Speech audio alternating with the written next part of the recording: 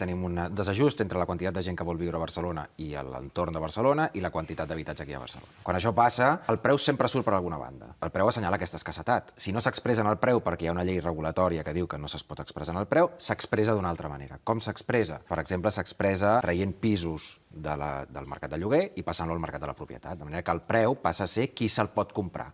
Qui se'l pot comprar vol dir qui té una mica d'estalvi per pagar una entrada i qui pot pagar una hipoteca que seria equivalent al lloguer que pagaria si no estigués regulat el lloguer. L'altra manera és a través de la discriminació. És a dir, tu li llogues el pis al teu amic que està carent i que vol buscar un pis i que no el troba i que està desesperat i et truca i et diu, escolta, coneixes algú que tingui un pis no sé quantos? I així les cadenes informals és el que et donen accés als pisos i per tant hi ha una discriminació que té a veure amb la proximitat. O de vegades una discriminació directa, com que tens 1.000 persones disposades a agafar-te un pis, doncs tries el que s'assembla a tu, el que no és homosexual, el que té un contracte laboral que a tu et sembla més estable, el que tal. I per tant, el preu sempre surt